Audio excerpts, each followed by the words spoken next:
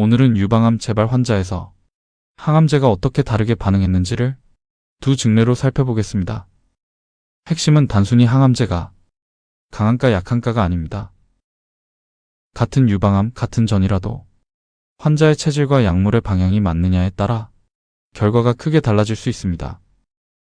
첫 번째 증례는 CAF에서는 안정되었지만 탁솔과 나벨빈으로 바꾼 뒤 급격히 악화된 소음인 환자입니다. 이 환자는 1993년에 유방암 수술과 항암 치료, 방사선 치료를 받았습니다. 이후 1999년에 수술 부위 재발이 확인되었고 2000년에는 간전이와 액과림프절 전이가 나타났습니다.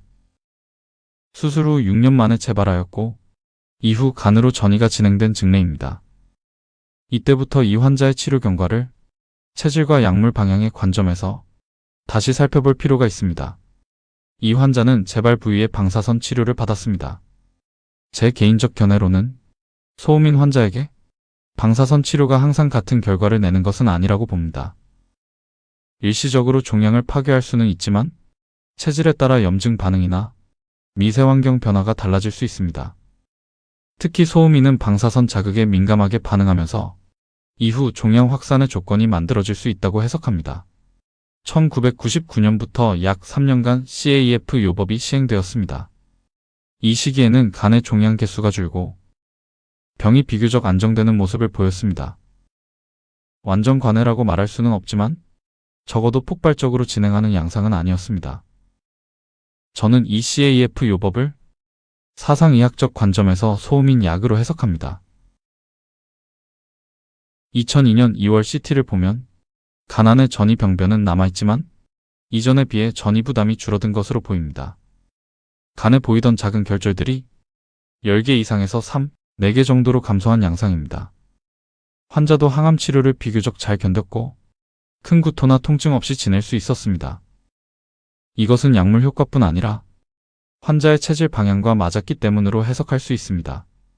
그러나 2002년 이후 간전이가 다시 조금 커지는 느낌이 나타났습니다. 양방에서는 기존 CAF가 더 이상 듣지 않는다고 보고 내성이 생긴 것으로 판단했습니다. 그래서 치료가 탁솔과 나벨바인으로 변경되었습니다. 여기서 중요한 전환점이 생깁니다.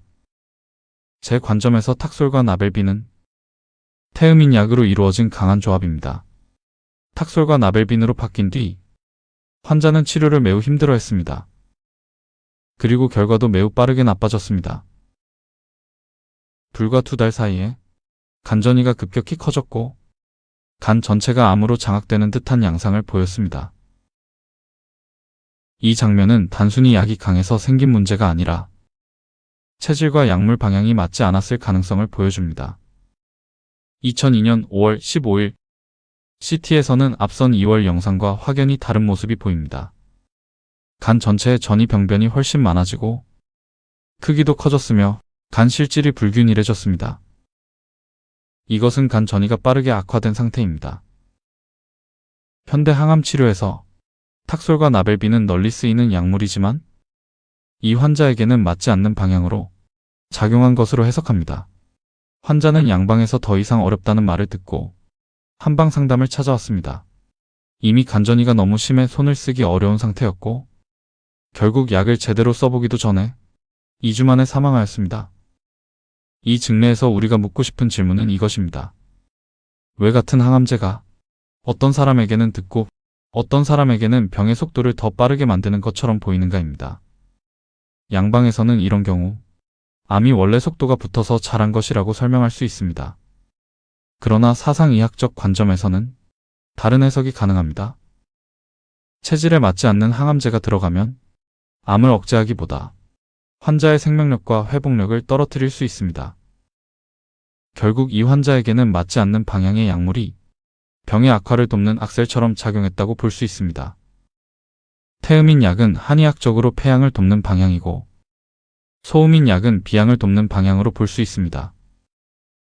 소음인은 비양이 약해지면 흡수력, 혈액량, 회복력이 함께 떨어질 수 있습니다.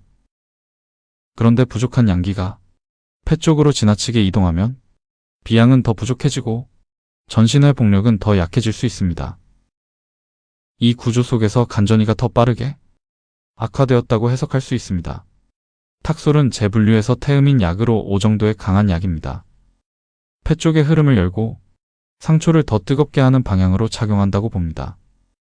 태음인에게는 이것이 강력하게 효과를 보여줄 수 있지만 소음인에게는 비양을 더 약하게 만들 수 있습니다. 그래서 이 환자에게는 종양 억제보다 오히려 체질에 맞지 않아 더 빨리 악화시킨 것으로 보입니다. 왼쪽은 CAF 사용 후 간전이가 일시적으로 줄어든 모습입니다.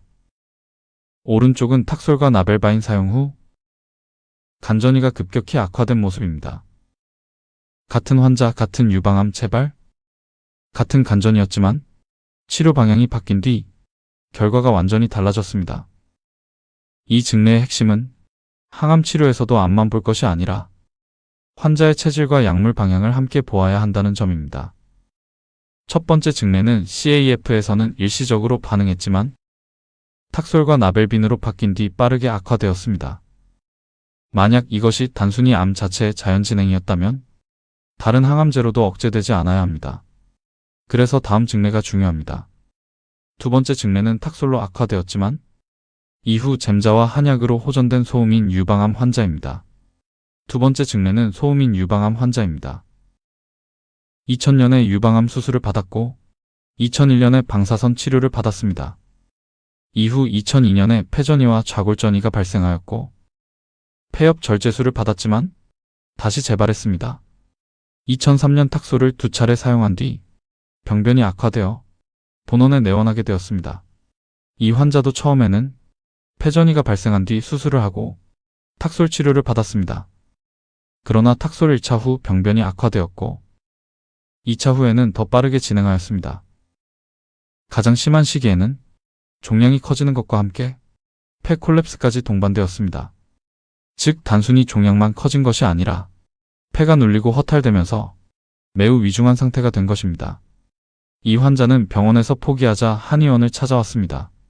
저는 환자에게 탁솔은 태음인 약이고 젬자는 소음인 약이니 의사 선생님께 가서 젬자로 바꾸어 달라고 주장을 하라고 하였습니다.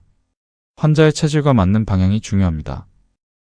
환자는 더 이상 해줄 치료가 없다는 말을 듣고 찾아왔고 저는 젬자와 한약을 병행하는 방향을 제시했습니다. 아마도 의사 선생님이 무척 화를 내실 터이지. 그러면 며칠이나 살 수 있습니까? 라고 물어보라고 하였습니다. 아마도 3주 정도 이야기할 것이라고. 환자는 주치의에게 찾아가서 택솔이 태음인 약이고 본인은 소음인으로 젬자가 맞다고 한의학적 견해를 이야기하였고 의사 선생은 처음에 크게 화를 냈지만 2시간 이상을 설득하여 결국 젬자로 항암을 하고 한약을 같이 복용하였습니다. 치료 전 폐는 콜랩스까지 동반된 상태였기 때문에 이 시점은 매우 위중한 단계였습니다. 치료 전에는 우측 폐를 대부분 차지할 정도로 종양이 커져 있었고 폐 콜랩스가 함께 나타났습니다. 그러나 젬자 정맥 주사와 한약 복용 후 종양 크기가 감소하였습니다. 눌려있던 폐가 다시 펴지면서 호흡과 전반적인 상태도 좋아졌습니다. 이 증례는 암의 크기뿐 아니라 폐 콜랩스까지 회복되었다는 점에서 의미 있는 호전 사례라고 볼 수 있습니다. 이 두 증례가 말해주는 것은 분명합니다. 항암 치료에서도 암만 볼 것이 아니라 환자의 체질, 장부의 강약, 약물이 향하는 방향을 함께 보아야 합니다. 마지막으로 방사선에 대해서도 체질 차이가 있다고 봅니다.